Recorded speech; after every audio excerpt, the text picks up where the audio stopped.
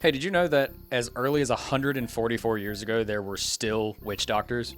Voodoo priestess, the man of magic, the woman who do, you do, the voodoo. Literally, from 1794 to 1881, this lady named Marie Laveau was a legendary witch doctor in New Orleans. And she would do things for people like, for example, she would grind up a leaf that she found and like make a poultice and like rub that all over your neck and back and arms and legs and whatever. And this would heal you of whatever ailments you had.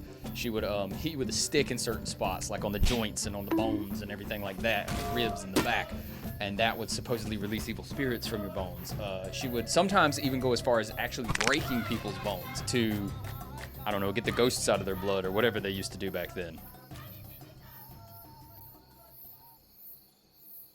So anyway, I went to a chiropractor this week, and that was an experience. The chiropractor gives way more of a shit about you than an emergency room doctor. That's a different story for a different time. They asked me a few different things. One of the things they asked me was, how much water was I drinking a day? Which, I don't know how much that has to do with your bones, but I answered the question, and she was like, that's not enough, which I feel like that's like a checklist for every doctor.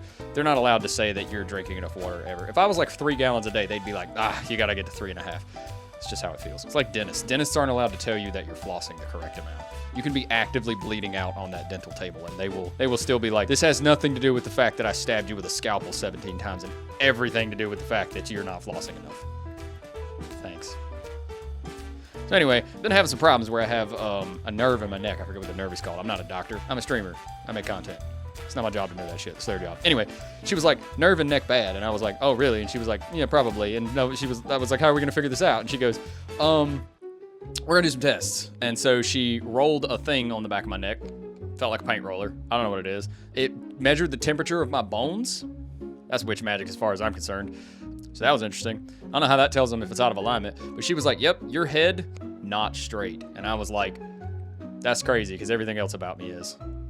For the most part. So she was like, we're going to get that back in alignment. And I was like, oh, okay, well, how are we going to do that? She said, follow me. So I followed her. She slapped some ointment on my neck. That was fun. Felt like icy hot. It was called Deep Blue. I'm not going to read too much into that. She was like, we're going to do a neck adjustment. I'm like, all right, cool. So the first thing they did, they made me lay on this table, right? He's like, lay on the table. So I laid on the table. Y'all have laid on the table before. If you haven't, you're living a better life than me. I laid on the table. Face down. Through the whole thing. They put paper on the table. That was nice. But face down, I'm crinkling like a Pop-Tart right there. And the lady's like, we're going to check to see how long your legs are. And I'm like, I'm 5'8". I can tell you that. 7'5". I mean. So anyway, she grabs me by the legs. She like yanks both of them. And she's like, your left leg's a half an inch shorter than your right leg. And I'm like, cool.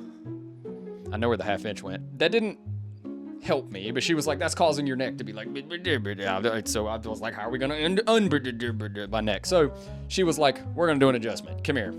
So we go in there. So I'm thinking like, stand up from this table. I'm like, why are we moving tables? Whatever, cool. She's like, right here. I'm in the fucking lobby, by the way.